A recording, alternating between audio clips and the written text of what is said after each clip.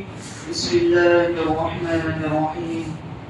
وقرن في بيوتكن ولا تبرجن تبرج الجاهلية الأولى. وقال الله تعالى في كلامه المجيد والفرقان الحميد لا تقربوا الزنا إنه كان فاحشة وساء سبيلا. صدق الله العظيم. حضرات سامعین کرام، اللہ تبارک و تعالیٰ نے ہمیں دو عیدیں اور دو خوشی کے دن عطا فرمائے، ایک تو عید الفطر کا دن اور ایک عید الاضحیٰ کا دن۔ اس کے علاوہ اور کوئی عید اور خوشی کا کوئی خصوصی تہوار اسلام میں نہیں، اسے باقاعدہ منایا جائے۔ لیکن افسوس اس بات کا ہے کہ آج کا ہمارا مسلمان اور خاص طور پر نوجوان غیروں کے طریقے کو اس طرح اپنائے ہوئے ہیں جیسے کہ وہ دین کا حصہ ہے۔ خصوصاً جو بھی کچھ دنوں کے بعد ایک دن آ رہا ہے، 14 فروری کا دن، سے ویلنٹائن ڈے کہا جاتا ہے۔ میرے عزیز ساتھیوں، یہ دن سب سے پہلے امریکہ اور دوسرے ممالک میں منایا جاتا تھا، وہ بھی صرف اس کا بہت زیادہ اہتمام نہیں کیا جاتا تھا، صرف قلبوں کے اندر اس دن کو وہ لوگ اپنے طور و طریق سے منایا کرتے تھے۔ اس کی بہت ساری باتیں اس دن کے بارے میں بتائی جاتی ہیں کہ یہ دن کس طرح وجود میں آیا اور لوگ عیسائی اس دن کو کیوں خوشی کا دن سمجھتے ہیں، اور موجودہ عیسائی لوگ تو اس دن کو اپنے لیے عید کا دن سمجھتے ہیں اور باقاعدہ خوشی کا اہتمام کرتے ہیں اور اپنے طور و طریق سے اس میں عبادت کرتے ہیں۔ تقریباً 1700 سال پہلے جب رومانیوں بت پرستی کے اندر روم کی قوم مشغول تھی، تو اس وقت ان کا پیشوا اور ان کا بڑا، اس کا نام ویلنٹائن بتایا جاتا ہے، اس نے بت پرستی چھوڑ کر عیسائیت کو اپنا لیا۔ اب وقت کے بادشاہ نے اس کو اس جرم کے اندر سزائے موت دے دی۔ پھر ایک وقت یہ آیا کہ روم کے لوگ بھی بت پرستی چھوڑ کر عیسائیوں کی طرف آنے لگے اور عیسائیت کو اپنانے لگے، اور خود بھی دین عیسائی کے اوپر قائم ہو گئے۔ اب پہلے تو پھانسی کی سزا دے دی تھی، سزائے موت عطا کرتی تھی، اب ان کو شرمندگی ہوئی اور اس دن کو ان کی یاد کے اندر منایا جانے لگا۔ لیکن اس کے علاوہ بہت ساری اور بھی باتیں بیان کی جاتی ہیں، لیکن خیر اسلام ایسے کسی بھی دن کو اس طرح منانے کی اجازت نہیں دیتا۔ آج مغربی تہذیب کی اندھی تقلید کرنے والے کئی ممالک اور کئی دوسرے مذاہب کے لوگ اور خصوصی طور پر مسلمان بغیر سوچے سمجھے ہوئے اور بغیر شریعت مطہرہ کا مطالعہ کیے ہوئے اور بغیر کسی سے پوچھے ہوئے ان کی ایسی اندھی تقلید کرتے ہیں کہ وہ ہمیں جو دن دکھاتے ہیں، جس طرح ہمیں لے جاتے ہیں، ہم ان کے پیچھے چل پڑتے ہیں۔ اور اس دین کے اندر بہت ساری فحاشیاں ہوتی ہیں اور بہت سے ناچ گانے کی مجالسیں ہوتی ہیں اور پوری راتیں عیاشیوں کے اندر گزرتی ہیں اور شراب عام ہوتا ہے، زنا خوری عام ہوتی ہے۔ اور آج ہمارا نوجوان اس دن کو خوشی خوشی مناتا ہے اور شریعت مطہرہ کے تمام احکامات کو اسے پشت ڈال لیتا ہے اور یہ کہتا ہے کہ شریعت مطہرہ نے ہمیں جو عیدیں دی ہیں، ہمیں جو خوشی کے دن دیے ہیں، وہ ہمیں نہیں، ہمیں پسند ہے تو غیروں کے طریقے پسند ہیں، ہمیں پسند ہے جب عیسائیوں کی خوشی کا دن پسند ہے، ہمیں پسند ہے کہ وہ دن پسند ہے جس دن کے اندر عیاشیاں ہوں، جس کے اندر پوری رات شراب کھانے عام ہو، پوری رات جاؤں کی مجلس لگائی جائے، پوری رات زناکاری کی جائے، پوری رات غیر عورتوں کے ساتھ اپنا بستر گرم کیا جائے، پوری راتوں کو عیاشیوں کے اندر گزار دیا جائے اور غفلت کے اندر پڑا جائے، ہمیں وہ دن پسند ہے اور ہمیں وہ شریعت پسند ہے، لیکن ہمیں شریعت مطہرہ پسند نہیں ہے۔ پیارے آقا صلی اللہ تعالی علیہ وسلم کی حدیث ہے کہ جو شخص جس دین کی مشابہت اختیار کرے گا، قیامت کے دن اللہ تبارک و تعالی اس شخص کو اسی کے ساتھ اٹھا لیں گے،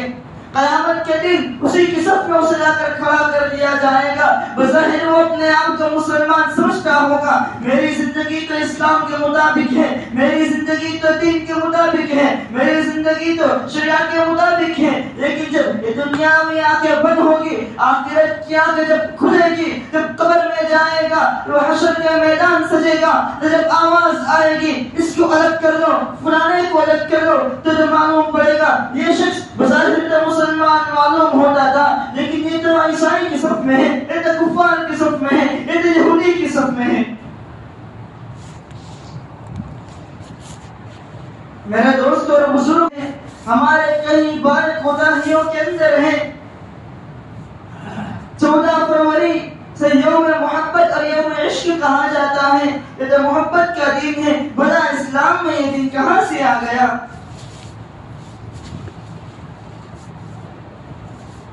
جس دین کے اندر بے حیائی منائی جائے، اسے اس کی اسلام کیسے اجازت دے سکتی ہے؟ آپ ذرا سوچئے کہ صحابہ کے دور کو دیکھیے، پھر تابعین کے دور کو دیکھیے، ہمارے اسلاف و اکابرین کی زندگی کا مطالعہ کیجیے، پھر ہمارے اس دور کو دیکھیے کہ وہ کیا کر کے چلے گئے اور ہم کس نہج پر چل رہے ہیں۔ اسلام تو بے حیائی کو مٹانے کے لیے آیا، اسلام تو شریعت مطہرہ، اسلام تو تمام رسومات کو مٹانے کے لیے آیا۔ علامہ اقبال اپنے بیٹے کو نصیحت کرتے ہوئے کہتے ہیں کہ حیا باقی نہیں زمانے کی آنکھوں میں، خدا کرے تیری جوانی رہے بیدار، خدا کرے تیری جوانی رہے بیدار۔ وہ علامہ اقبال کے اشعار جو ہیں بڑے اونچے ہیں، انہوں نے ہر وقت نوجوانوں کو جھنجھوڑا ہے اور کہا ہے نوجوانوں تم ہی قوم کا سرمایہ ہو، اگر تم صحیح طور طریق پر آ گئے، تم نے شریعت مطہرہ کی رسی کو مضبوطی سے تھام لیا تو کوئی قوت تم کو نہیں ہرا سکتی، کوئی قوم تم کو شکست نہیں دے سکتی۔ لیکن اگر تم ہی شریعت مطہرہ کے احکام کو چھوڑ دو گے اور تم ہی شریعت کے خلاف ورزی کرنے لگے جاؤ گے تو ذرا سوچو پھر تمہارا کیا حال بنے گا، تمہارے کیا حال بن جائے گا۔ نوجوان تو قوم کا سرمایہ ہوا کرتے ہیں، اور پھر جب دیکھا جائے آج سب یہی کہتے ہیں کہ ہمارے اکابرین اور ہمارے اسلاف نے بڑے بڑے کارنامے انجام دیے، ان کے نوجوان تو چھوٹی سی عمر کے اندر بڑے بڑے کارنامے انجام دیتے تھے، آج ہمارے نوجوانوں کے اندر ایسے پیدا کیوں نہیں ہوتے؟ ذرا غور کیجئے کہ کیا ہمارے گھر کی تعلیم اور تربیت ایسی ہے؟ آج خود باپ اپنی بیٹی کو ننگے کپڑے پہنا کر بازاروں میں آ کر کھڑا کرتا ہے، آج خود ماں اپنی بیٹی کو نیم عریہ بدنوں کے ساتھ دیکھنا پسند کرتی ہے، آج بھائی خود اپنی بہن کی عزت کا رکھوانا نہیں ہے، تو کیا ایسے ماحول کے اندر اور ایسی ماحول کے اندر ہمارے نوجوان صحیح راست پر آ سکتے ہیں؟ بلکہ نہیں 100 بار نہیں۔ جب گھر کا ماحول اچھا بنے گا، گھر کی تربیت اچھی ہوگی، اولاد کی تربیت اچھی ہوگی، یہی اولاد جب بڑی ہوگی، جب اچھی تربیت کی ہوئی ہوگی، تعلیم اچھی ہوگی، ان کی جوانی بھی بیدار رہے گی، جوانی اچھی ہوگی تو پھر جب وہ بڑے ہو جائیں گے انہیں دیکھ کر اور دوسروں کی تربیت کریں گے، وہ معاشرہ گا۔ آج ہر شخص یہ کہتا ہے ہمارے اکیلے کے اسلام پر چلنے سے، ہمارے اکیلے کے شریعت پہ چلنے سے، صرف ہمارے اکیلے کے سدھر جانے سے کیا ہوگا؟ تو یاد رکھے، ہر شخص یہ ٹھان لے، ہر شخص یہ دل میں پختہ یقین اور پختہ ارادہ کر لے کہ ہم سب شریعت مطہرہ کے مطابق زندگی گزاریں گے، تو یہ کوئی مشکل نہیں ہے کہ ہر فرد کے ہاتھوں میں ہے، امت کے ہر فرد کے، ہر اقوام کے ہاتھوں میں، افراد کے ہاتھوں میں اقوام کی تقدیر، ہر فرد ہے ملت کے مقدر کا ستارہ، یہ تمام فرد اس ملت کے مقدر کا ستارہ ہے۔ اگر کلام اللہ پاک کا مطالعہ، کلام اللہ پاک کو سمجھا جائے، اس پر غور کیا جائے، تو اللہ تبارک و تعالی ہمیں کہتے ہیں، ذرا انداز دیکھیے کلام اللہ پاک کا کیا انداز ہے، اللہ کا کہنے کا کیا طریقہ ہے۔ اللہ تبارک و تعالیٰ کہہ سکتے تھے تم زنا مت کرو، کہ اللہ تبارک و تعالیٰ نے کہا لا تقربوا الزنا، تم زنا کے قریب بھی مت جاؤ۔